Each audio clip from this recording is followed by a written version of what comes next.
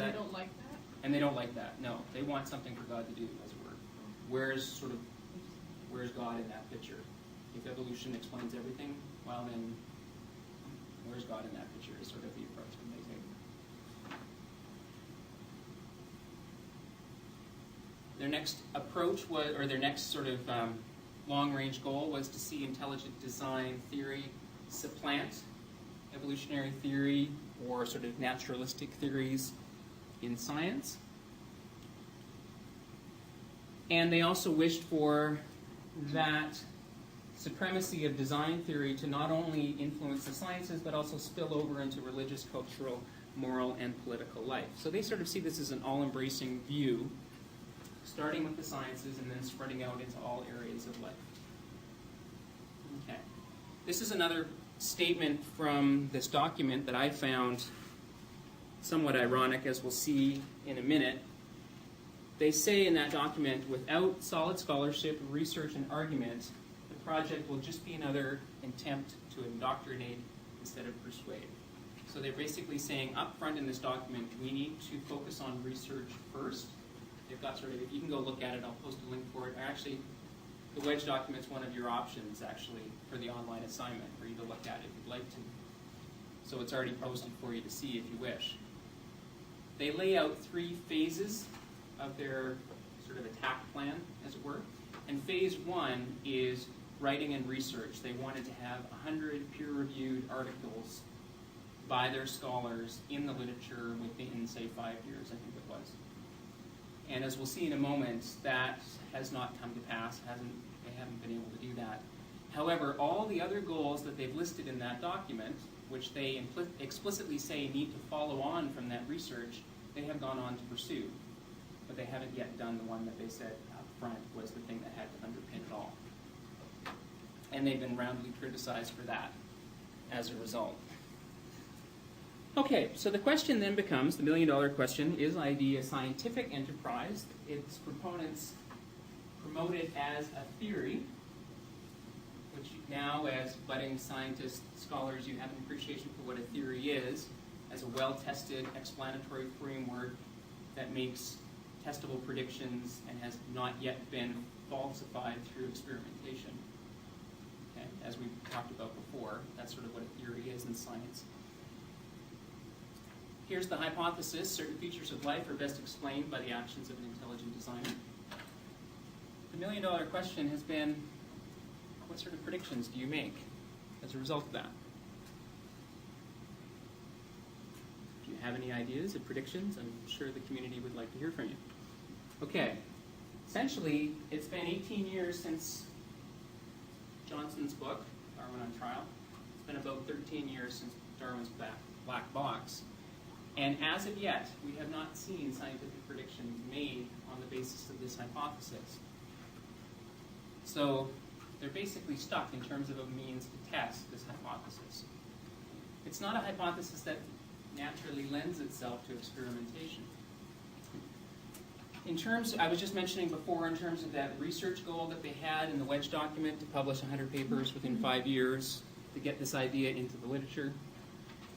To date, the intelligent design movement has not published any research papers that test the hypothesis in a peer-reviewed journal, or for that matter, in any journal. The issue here is you can find some papers that are held up as examples of ID scholarship by the community, but they're theoretical papers, mathematical modeling, probabilities, and things like that.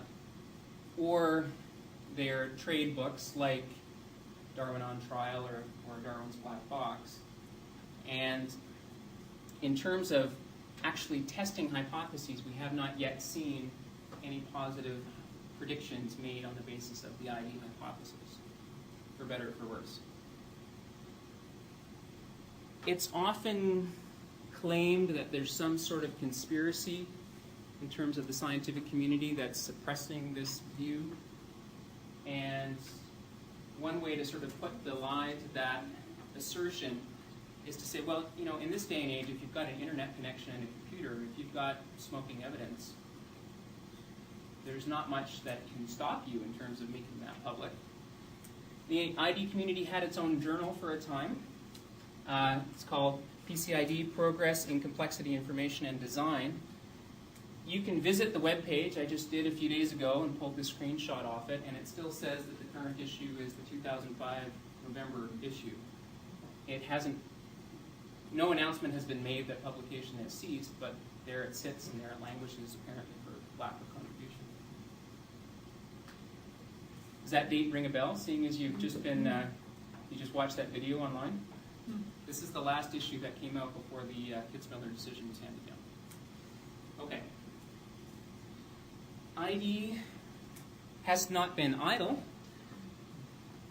even if the research side isn't going as well as they would like it to go.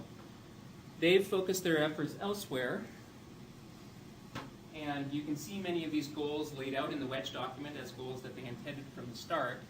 Their main focus is to reinterpret scientific data published by other research groups. Typically anything evolutionary in nature they denigrate in some way. They've also done quite a bit of grassroots campaigning in terms of winning popular support for their idea, and they actually say in the Wedge document that they consider their natural constituency to be the evangelical Christian community, which is kind of ironic because at sometimes ID is presented as this strictly scientific entity, and at other times it's presented as the natural consequence of Christian theology, and there's this sort of tension even within the community. How do you present it? Is it science only? All science here, nothing, no theology, no hidden motives here, compared with what's said when the community is believers. They've received criticism for that as well. They've also worked at gaining entry into the U.S. public school system, and you saw the results of that with the Kitzmiller decision, that it didn't go very well. That decision handed down in 2005 stated that teaching intelligent design in the Pennsylvania school system was unconstitutional. That case and the decision, you can read the decision, it's 139 pages long, it's very well written, has essentially put a cap on other school boards attempting to insert intelligent design into the curriculum. But that decision is not binding for the whole country, for the whole state, the whole US of A. It's only binding for Pennsylvania. So I'm guessing that it's only a matter of time before something similar to the Kitzmiller case crops up again in the US. And this isn't really going to get resolved in terms of intelligent design until it makes it to the Supreme Court, as other cases have in the past. Okay. To put it bluntly, this is very odd behavior for a scientific movement. Scientific movements don't typically do this sort of thing. You have an appreciation for what the scientific process is now, and how scientific knowledge is accumulated, advanced, disseminated, debated in the literature, how a working theory continues to generate testable hypotheses that make specific predictions. Often you can get more than one prediction off a given hypothesis. Research progresses. Very narcissistic professors fight back and forth about their preferred interpretation of the data. And when you look at this movement and how it does its work, it doesn't match up well with those types of inquiry.